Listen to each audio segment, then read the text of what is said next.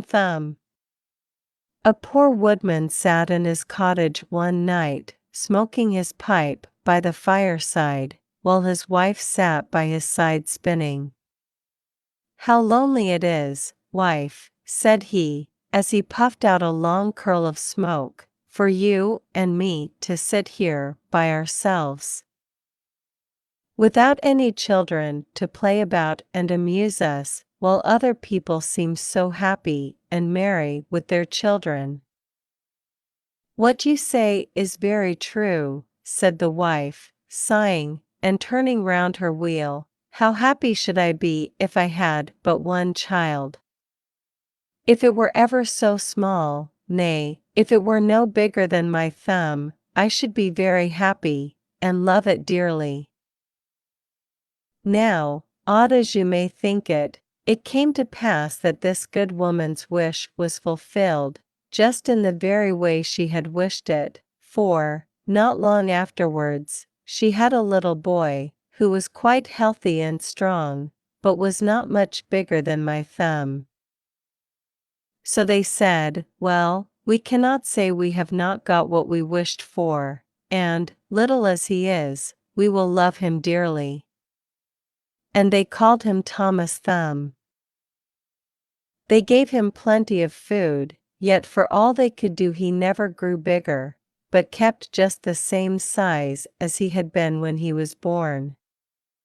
Still, his eyes were sharp and sparkling, and he soon showed himself to be a clever little fellow, who always knew well what he was about.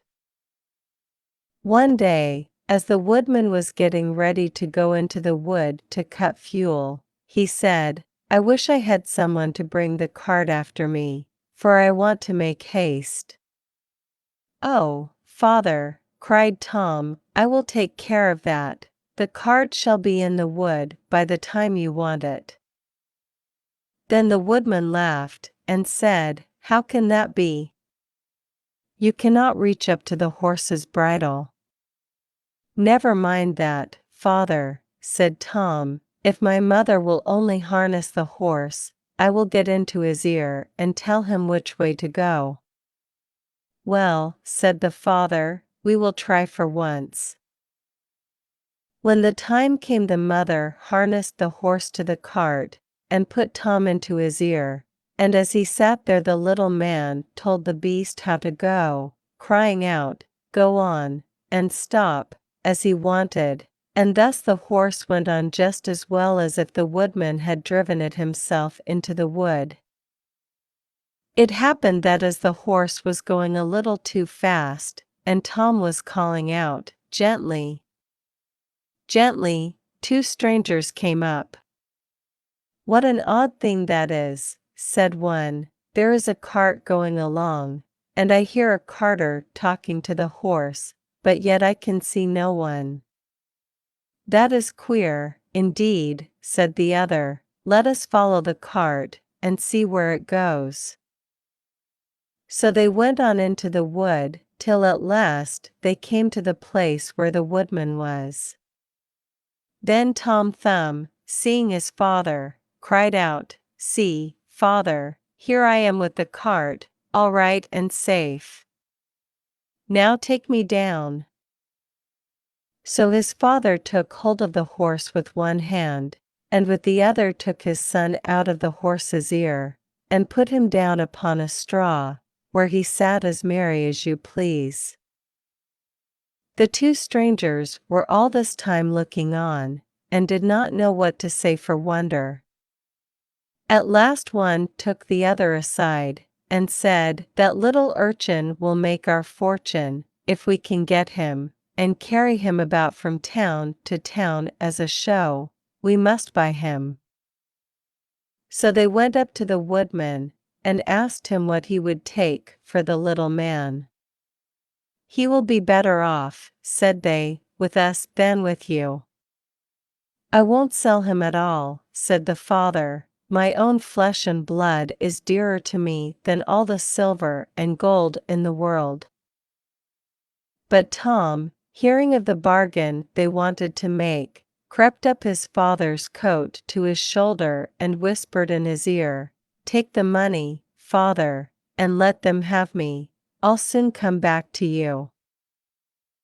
So the woodman at last said he would sell Tom to the strangers for a large piece of gold, and they paid the price. "Where would you like to sit?" said one of them. "Oh, put me on the rim of your hat, that will be a nice gallery for me. I can walk about there and see the country as we go along." So they did as he wished, and when Tom had taken leave of his father, they took him away with them. They journeyed on till it began to be dusky, and then the little man said, "Let me get down, I'm tired."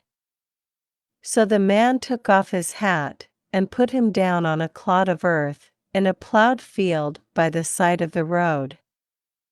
But Tom ran about amongst the furrows, and at last slipped into an old mouse hole. "Good night, my masters," said he, "I'm off.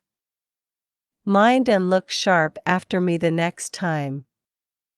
Then they ran at once to the place, and poked the ends of their sticks into the mouse hole, but all in vain. Tom only crawled farther and farther in, and at last it became quite dark, so that they were forced to go their way without their prize, as sulky as could be. When Tom found they were gone, he came out of his hiding place. "What dangerous walking it is," said he, "in this plowed field. If I were to fall from one of these great clods, I should undoubtedly break my neck." At last, by good luck, he found a large empty snail shell. "This is lucky," said he, "I can sleep here very well," and in he crept.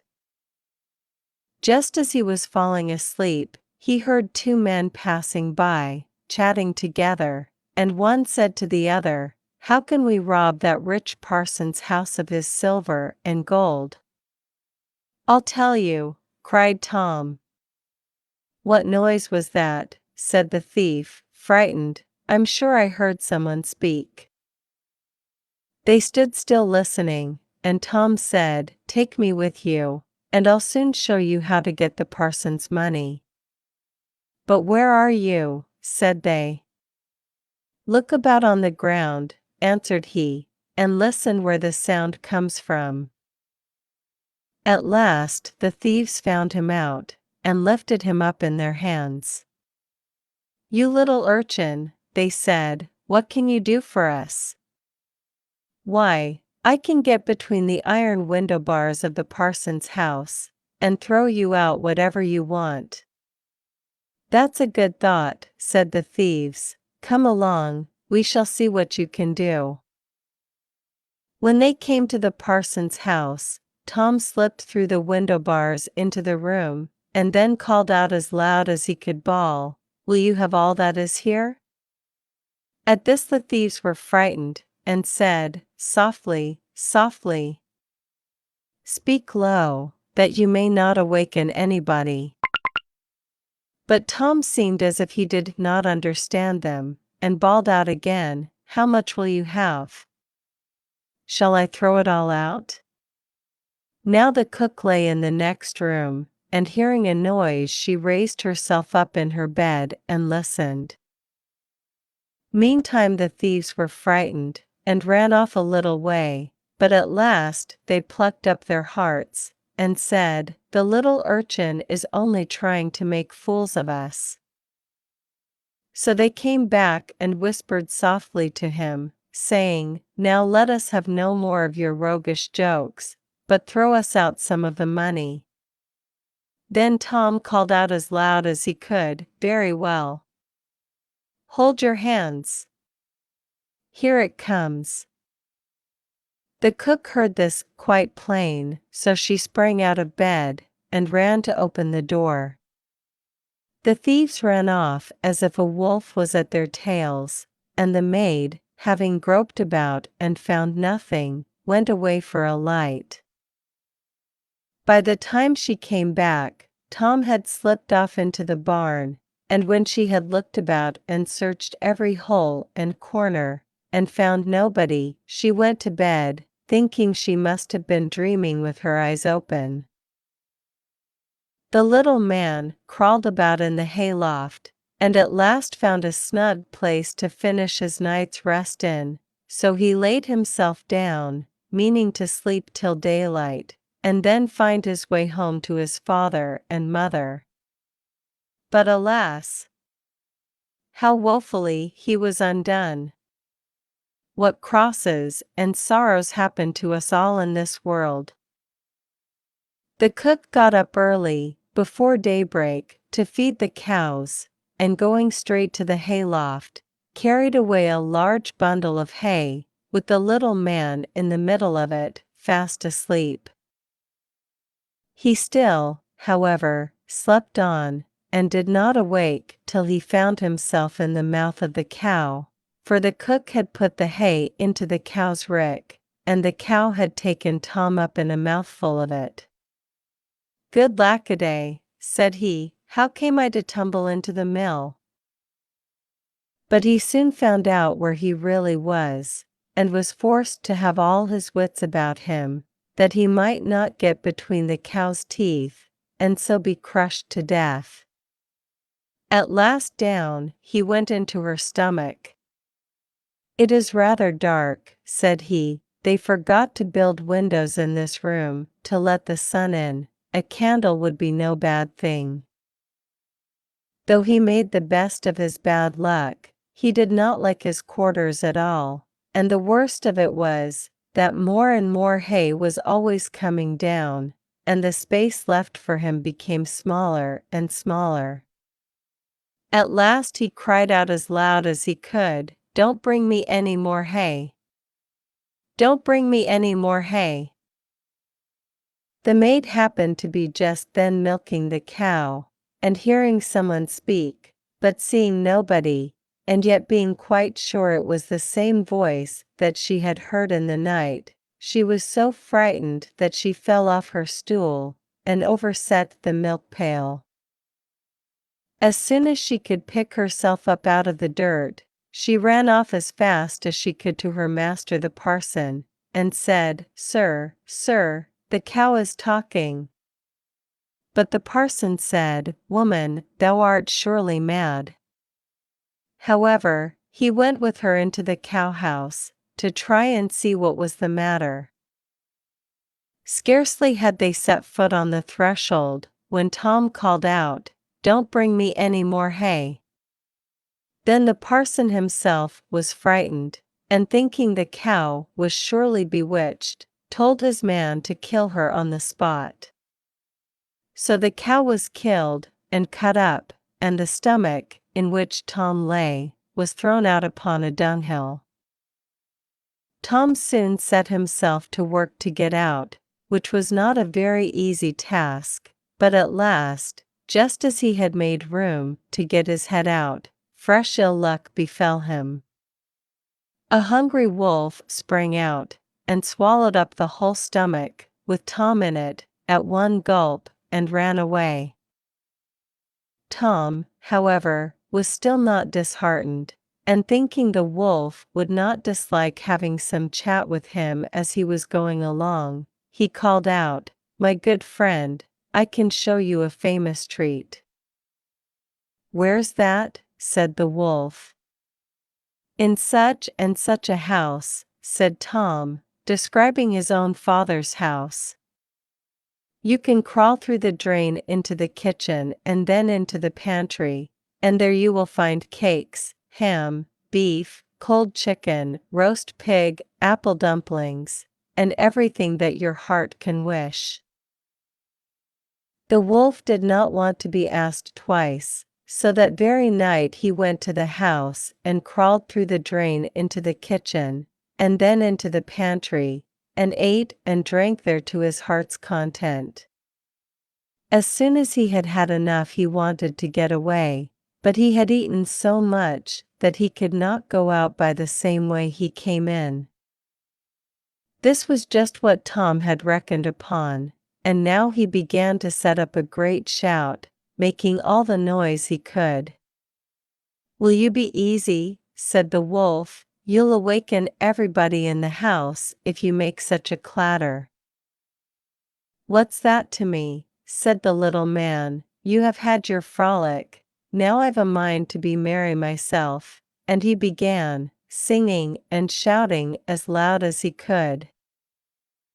The woodman and his wife, being awakened by the noise, peeped through a crack in the door, but when they saw a wolf was there, you may well suppose that they were sadly frightened, and the woodman ran for his axe, and gave his wife a scythe. "Do you stay behind," said the woodman, "and when I have knocked him on the head you must rip him up with the scythe." Tom heard all this, and cried out, "Father, father! I am here, the wolf has swallowed me." And his father said, "Heaven be praised! We have found our dear child again." And he told his wife not to use the scythe for fear she should hurt him. Then he aimed a great blow, and struck the wolf on the head, and killed him on the spot. And when he was dead, they cut open his body, and set Tommy free. "Ah," said the father, "what fears we have had for you." "Yes, father," answered he, "I have traveled all over the world, I think, in one way or other, since we parted, and now I am very glad to come home and get fresh air again." "Why, where have you been?" said his father. "I have been in a mouse hole, and in a snail shell, and down a cow's throat, and in the wolf's belly, and yet here I am again, safe and sound." "Well," said they, "you are come back, and we will not sell you again for all the riches in the world." Then they hugged and kissed their dear little son, and gave him plenty to eat and drink, for he was very hungry, and then they fetched new clothes for him, for his old ones had been quite spoiled on his journey. So Master Thumb stayed at home with his father and mother, in peace, for though he had been so great a traveler, and had done and seen so many fine things, and was fond enough of telling the whole story, he always agreed that, after all, there's no place like home.